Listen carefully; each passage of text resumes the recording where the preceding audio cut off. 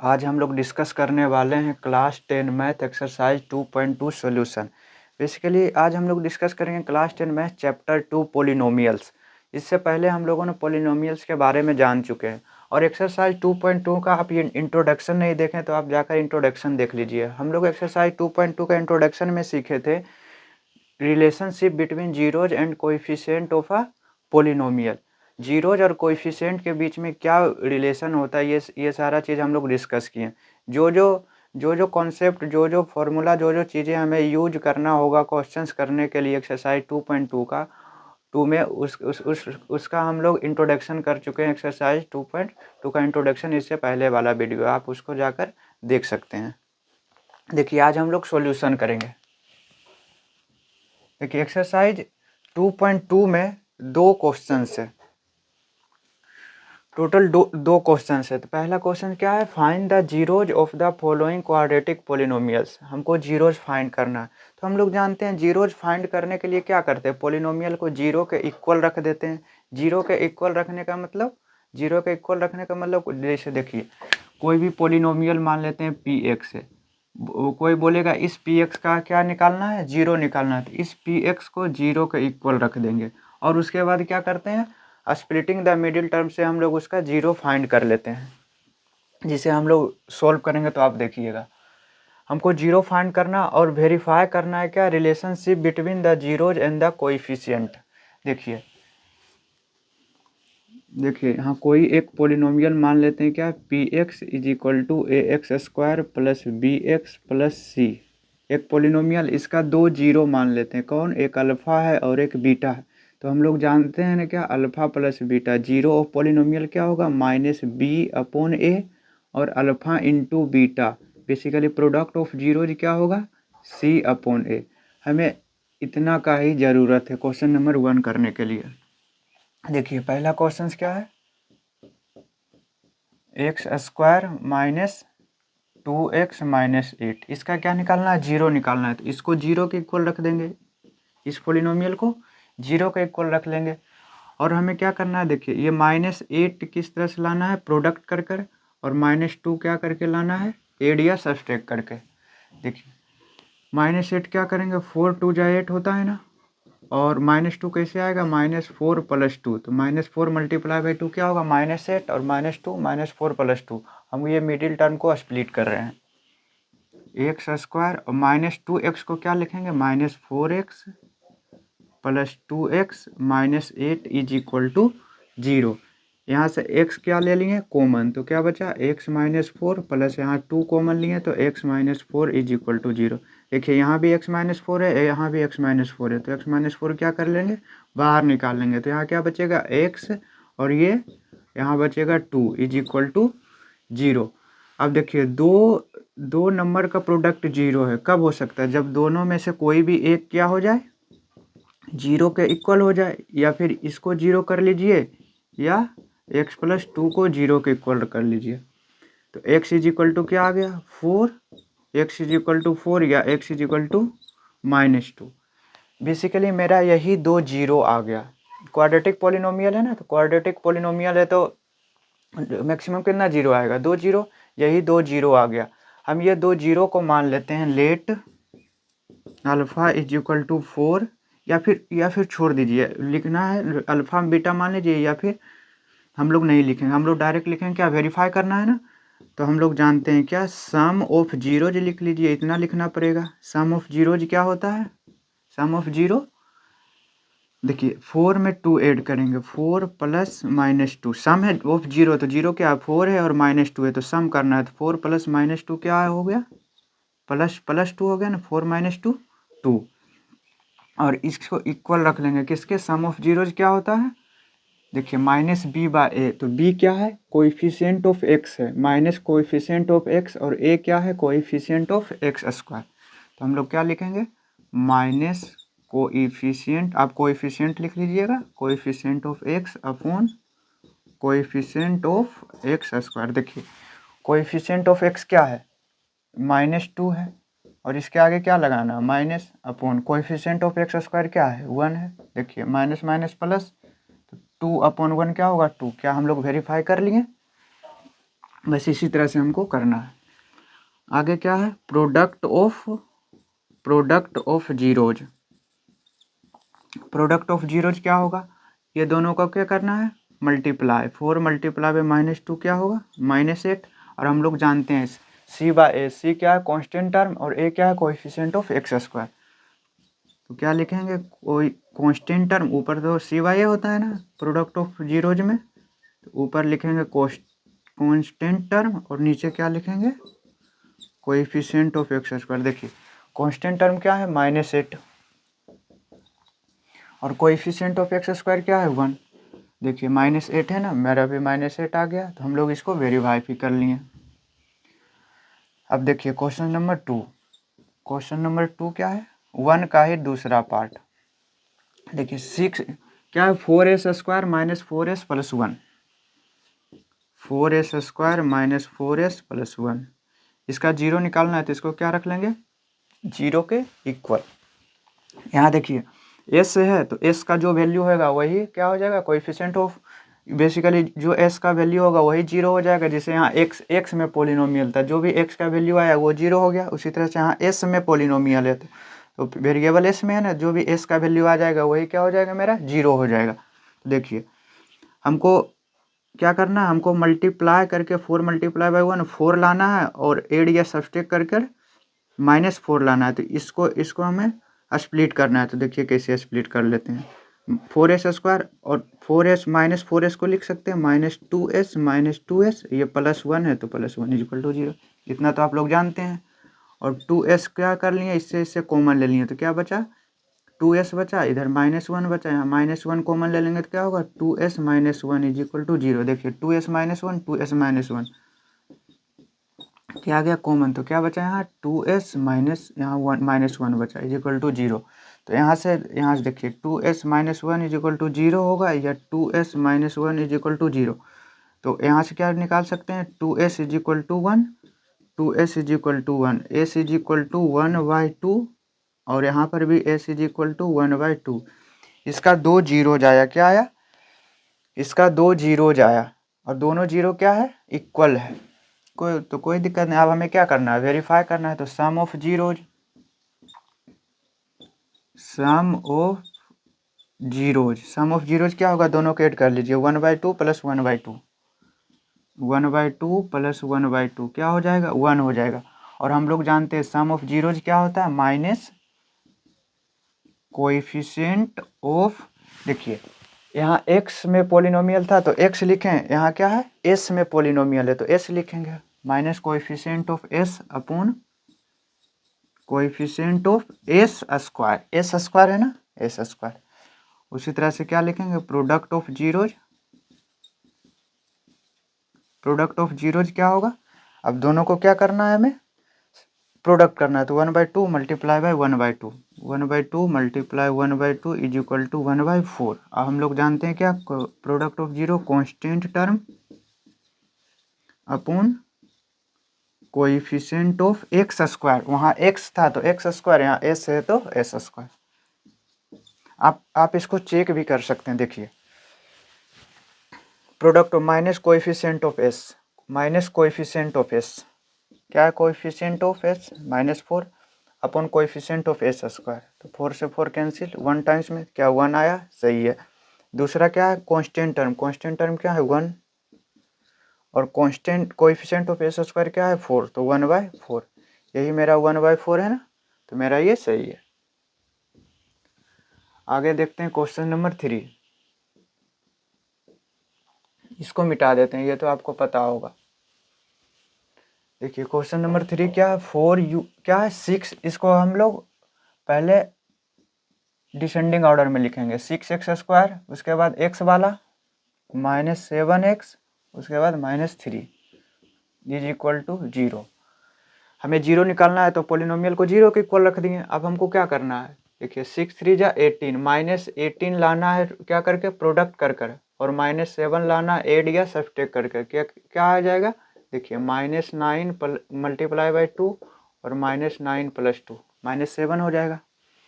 अब हमको middle term split करना है तो 6x स्क्वायर -7x को लिख सकते हैं ना, -9x + 2x - 3 = 0। यहाँ से 3 कॉमन आ जाएगा और x भी कॉमन आ जाएगा, तो 3x क्या हो गया कॉमन, तो क्या बचा 2x - 3। यहाँ से +1 कॉमन आएगा तो यहाँ से भी क्या बचेगा 2x - 3 = 0। 2x - 3 common, 2x - 3 common ले लिए तो क्या बचा, यहाँ 3x बचा और यहाँ पे क्या बचा +1। अब यहाँ से हम लोग कर लेंगे क्या 2x - 3 = 0 और 3x + 1 = 0। 2x = 3, x = 3/2। उसी तरह से यहाँ क्या लिखेंगे 3x + 1 = 0 था ना, तो 3x = -1, x = -1/3। मेरा 2 0 आ गया, अब हमको क्या करना है, वेरीफाई करना है। देखिए सम ऑफ जीरोज कर लेंगे।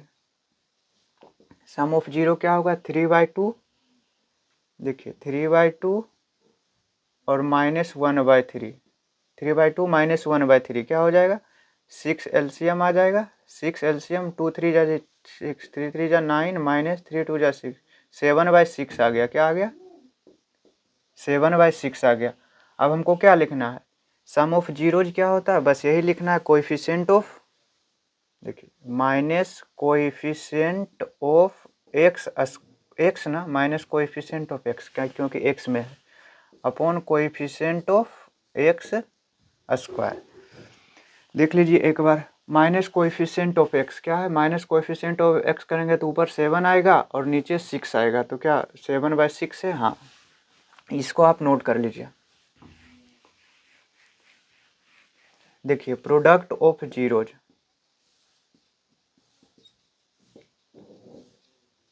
प्रोडक्ट ऑफ जीरोज क्या होगा, दोनों को मल्टीप्लाई कर लीजिए। यहाँ हम लोग लिखते हैं 3/2 मल्टीप्लाई बाय -1/3, क्या हो जाएगा 3 से 3 कैंसिल, -1/2। हम लोग जानते हैं प्रोडक्ट ऑफ जीरोज क्या होता है, constant term upon coefficient of X square. तो कांस्टेंट टर्म क्या है -3 और कोएफिशिएंट ऑफ एक्स स्क्वायर क्या है 6। देखिए कैंसिल हो गया 2 टाइम्स, तो क्या आ गया -1/2। क्या -1/2 आया प्रोडक्ट ऑफ जीरो की है तो ये दोनों का, हाँ आया। तो मेरा क्या है, ये हम लोग वेरीफाई भी कर लिए, तो आप इसे नोट कर लीजिए। देखिए क्वेश्चन नंबर 4, क्वेश्चन नंबर 4 क्या है, 4u² + 8u, 4u² + 8u, इसका जीरो निकालना है तो इसको जीरो के इक्वल रख लेंगे। अब यहाँ से क्या करेंगे, यहाँ से कॉमन क्या आ रहा है 4u कॉमन आ रहा है, तो क्या बच रहा है यहाँ u और यहाँ बच रहा है 2 = 0। तो यहाँ से क्या कर लेंगे, एक 4u है, u + 2 है, जीरो के इक्वल है, तो एक बार 4u को 0 रख लीजिए या फिर u + 2 को 0 रख लीजिए। तो u का वैल्यू क्या आ गया 0 और u का वैल्यू -2 आ गया, तो मेरा 2 0 आ गया। अब हम लोग क्या करेंगे वेरीफाई, तो वेरीफाई कैसे करते हैं, सम ऑफ जीरोज, तो दोनों को ऐड कर लीजिए और product of zeros, product of zeros दोनों को प्रोडक्ट कर लीजिए, 0 मल्टीप्लाई बाय -2 इक्वल, देखिए ना 0 है कि 0 है, एक -2 है, तो दोनों को मल्टीप्लाई किए 0। और हम लोग जानते हैं क्या सम ऑफ जीरो क्या है, यहाँ देखिए u में है ना, तो minus coefficient of u upon coefficient of u square. उसी तरह से यहाँ क्या करना है, कांस्टेंट टर्म होता है upon coefficient of u square, ये प्रोडक्ट ऑफ जीरो होता है। तो देख लीजिए माइनस कोएफिशिएंट ऑफ u, तो -8, देखिए ना यहाँ से आ जाएगा -8 अपॉन u² का 4, 4 2 जा 8, -2 है। उसी तरह से क्या कांस्टेंट टर्म, इसमें कांस्टेंट टर्म है नहीं ना, तो इसका मतलब कांस्टेंट टर्म 0 है और कोएफिशिएंट ऑफ u² क्या है 4, तो 0/4 क्या होता है 0। क्या मेरा 0 आया प्रोडक्ट ऑफ जीरोज, हाँ। अब देखिए क्वेश्चन नंबर 5, क्वेश्चन नंबर 5 क्या है, t² - 15, t² - 15 को क्या करना है जीरो निकालना है, तो इसको जीरो के इक्वल रख लेंगे, तो t² = क्या हो जाएगा 15। तो t देखिए स्क्वायर, जब यहाँ से स्क्वायर रूट ऑफ करें दोनों साइड तो यहाँ प्लस माइनस आ जाएगा √15। तो t का दो वैल्यू आ गया, कौन कौन एक √15 और एक -√15, बेसिकली दो जीरोज आ गया। तो हम लोग क्या करेंगे, सम ऑफ जीरोज वेरीफाई करना है, दोनों को सम कर लेंगे। -√15 प्लस -√15 क्या हो जाएगा, 0। अब देखिए सम ऑफ जीरोज क्या होता है, minus coefficient of x, x होता है लेकिन यहाँ टी में है तो क्या लिखेंगे, एक्स की जगह पर टी लिखेंगे और नीचे कोएफिशिएंट ऑफ टी स्क्वायर। अब प्रोडक्ट ऑफ जीरोज क्या होता है,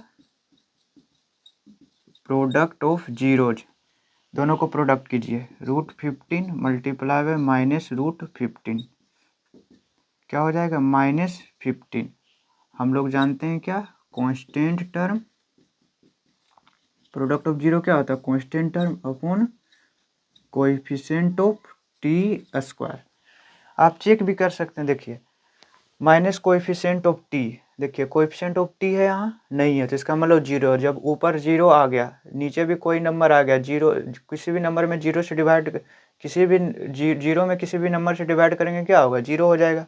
प्रोडक्ट ऑफ जीरोज क्या होता है, कांस्टेंट टर्म, कांस्टेंट टर्म क्या है, -15 upon coefficient of T square क्या है 1, इसका क्या आ गया -15, क्या -15 है, हाँ -15 है। अब देखिए क्वेश्चन नंबर 6, क्वेश्चन नंबर 6 क्या है, 3x square -x -4 is equal to 0।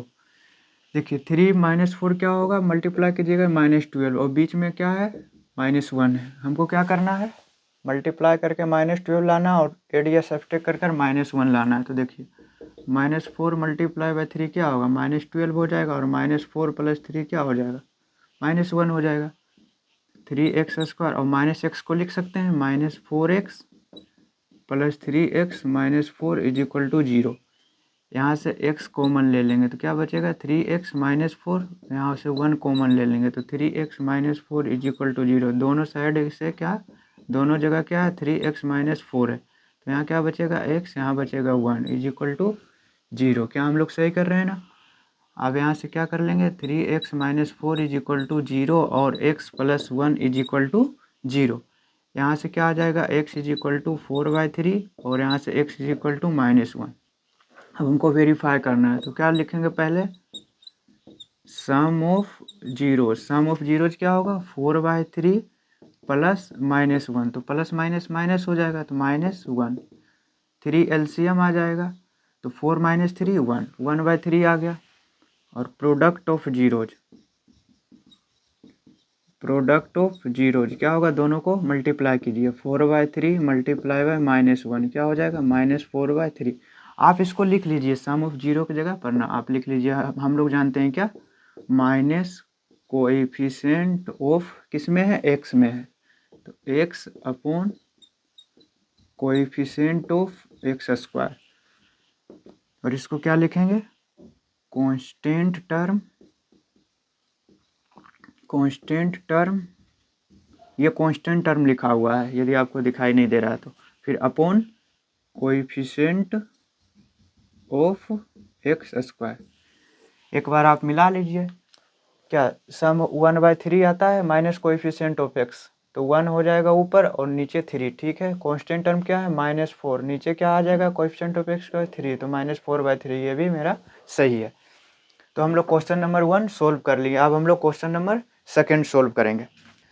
देखिए क्वेश्चन नंबर 2, क्वेश्चन नंबर 2 में क्या, पहले हम लोग क्वेश्चन नंबर 1 में जीरो को फाइंड कर रहे थे और वेरीफाई कर रहे थे, और क्वेश्चन नंबर 2 क्या है, क्वेश्चन नंबर 1 में क्वाड्रेटिक पॉलिनोमियल दिया हुआ था, लेकिन क्वेश्चन नंबर 2 में हमें क्वाड्रेटिक पॉलिनोमियल फाइंड करना है और जिसका सम ऑफ जीरोज और प्रोडक्ट ऑफ जीरोज गिवन है। देखिए पहला क्वेश्चन का अपोजिट है, क्या पहले में क्या था, पॉलिनोमियल दिया हुआ था, उसका सम ऑफ जीरोज और प्रोडक्ट ऑफ जीरोज करके हम लोग वेरीफाई कर रहे थे, लेकिन इसमें क्या है, सम ऑफ जीरो और प्रोडक्ट ऑफ जीरो गिवन है और हमें फाइंड क्या करना है, पॉलिनोमियल फाइंड करना है। तो देखते हैं हम लोग कैसे फाइंड करेंगे पॉलिनोमियल। देखिए पहला नंबर क्वेश्चन क्या है, क्या given, find a quadratic polynomial each with the given numbers as the sum and product. तो पहला क्या है, सम और दूसरा क्या है, प्रोडक्ट। देखिए हमें जो पोलिनोमियल फाइंड करना है उसको मान लेते हैं let alpha and beta are the required polynomial P X is equal to A X square plus B X plus C. हमें एक पोलिनोमियल मान लिए X square plus B X plus C. हमको ये फाइंड करना, ए के जगह पे क्या होगा, बी के जगह पे क्या होगा, ऐसे बेसिकली ए बी सी का वैल्यू फाइंड करना है। और इसका हम लोग रूट भी मान लिए अल्फ़ा और बीटा। तो हमें गिवन क्या है, अल्फ़ा प्लस बीटा। सम क्या गिवन है, पहले वाला 1/4। और प्रोडक्ट क्या गिवन है, दूसरा वाला क्या है, -1। हम लोग जानते हैं अल्फ़ा प्लस बीटा क्या होगा इस पोलिनोमियल के लिए, -b/a इज इक्वल टू 1/4। और अल्फ़ा इंटू बीटा क्या होगा, c/a इज इक्वल टू -1। अब हमको क्या करना है, सभी को ए के टर्म में लाना है। तो ए के टर्म में कैसे लाएंगे, देखिए यहाँ से क्या हो जाएगा, -b is equal to a/4 हो जाएगा, होगा या नहीं। और b क्या हो जाएगा, -a/4, यही ना। और यहाँ से c क्या हो जाएगा, -a। देखिए b को भी a के टर्म में ला लिए और c को भी a के टर्म में लिख लिए। अब हमको कुछ नहीं करना। अब हम लोग क्या करेंगे, अगला स्टेप क्या होगा, बस a के जगह पे हम लोग 1 पुट करेंगे तो b का वैल्यू क्या आ गया, a के जगह पे 1 पुट किए तो b का वैल्यू -1/4 और c का वैल्यू क्या आ गया, -1। देखिए ना, c इक्वल टू -a था, a के जगह पे 1 रखें तो c का वैल्यू -1। अब हम लोग क्या करेंगे, जहाँ जहाँ a है वहाँ 1 रखेंगे तो 1 इंटू एक्स स्क्वायर क्या हो गया, एक्स स्क्वायर। और b के जगह पे क्या रखना है, -1/4x। और c के जगह पे क्या रखना है, -1। मेरा यही पोलिनोमियल है, एक्स स्क्वायर -1/4x -1। आप यदि इसका एलसीएम लेना चाहते हैं तो लिख लीजिए, एलसीएम 4 ले लेंगे तो क्या होगा, 4x स्क्वायर -x -4। मेरा यही पोलिनोमियल है। आप इसके आगे k भी लिख सकते हैं, आप इसके आगे k भी लिख सकते हैं। और k को बता सकते हैं क्या, k is a constant. k क्या है, कांस्टेंट। k हम लोग क्यों लिखें, k हम लोग क्यों लिखें, क्योंकि हम लोग a1 लिखे तो b का वैल्यू ये आया। यदि a2 रहता तो b का और c का वैल्यू अलग अलग आया था। a का वैल्यू 3 रहता तो b और c का वैल्यू अलग। बेसिकली a का वैल्यू हम जैसे जैसे बदलेंगे वैसे वैसे b और c का वैल्यू भी बदलेगा। तो बेसिकली हम लोग वही k लिख लिए जो a का वैल्यू बहुत सारा वैल्यू है, जो रियल नंबर है। k क्या है, कॉन्स्टेंट है। कॉन्स्टेंट का मतलब कोई एक रियल नंबर है। कॉन्स्टेंट क्या होता है, कोई एक नंबर होता है, नंबर ही तो कॉन्स्टेंट होता है। तो इसलिए हम लोग k को कॉन्स्टेंट में रख लिए। k का वैल्यू आप जो भी रखिएगा उसके अनुसार पोलिनोमियल अलग अलग मेरा आएगा। बेसिकली यहाँ से हम लोग एक चीज़ सीखे, क्या सीखे, एक चीज़, जब alpha plus beta alpha into beta दिया हुआ या फिर कोई दो रूट्स दिया हुआ तो हम लोग इनफाइनाइट पोलिनोमियल्स निकाल सकते हैं। क्या चीज़, इनफाइनाइट पोलिनोमियल्स निकाल सकते हैं। वो हमको कैसे पता लगा, क्योंकि देखिए ना, यहाँ के का वैल्यू आप अलग अलग रखते जाइएगा और पोलिनोमियल अलग अलग आते जाएगा। बेसिकली के एक रियल नंबर है तो रियल नंबर तो इनफाइनाइट होता है, तो इसका मतलब पोलिनोमियल भी इनफाइनाइट आएगा। अब देखिए क्वेश्चन नंबर 2, इसको हम मिटा देते हैं, आप इसको नोट करते जाइएगा।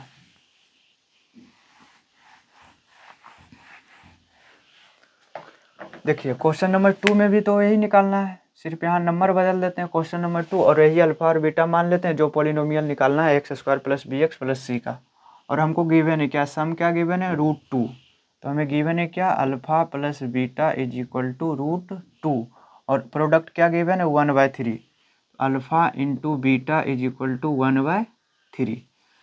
देखिए अल्फा प्लस बीटा क्या होता है, -b/, basically alpha plus beta हम इस पोलिनोमियल के लिए निकाल रहे हैं तो -b/a इज इक्वल टू √2। यहाँ से b क्या आ जाएगा, -√2a। और यहाँ से क्या होगा, alpha into beta c/a is equal to 1/3। c का वैल्यू क्या आ जाएगा, 1/3। अब a का वैल्यू क्या रखेंगे, 1 रखेंगे तो b क्या आ जाएगा, -√2 और c क्या हो जाएगा, 1/3। तो अब बस जहाँ जहाँ a है वहाँ क्या रखेंगे, 1, और जहाँ जहाँ b है वहाँ -√2, और जहाँ जहाँ c है वह 1/3। मेरा यही पोलिनोमियल है, वो पोलिनोमियल में पुट करेंगे ए बी सी का, तो यही मेरा क्या हो गया, आंसर हो गया।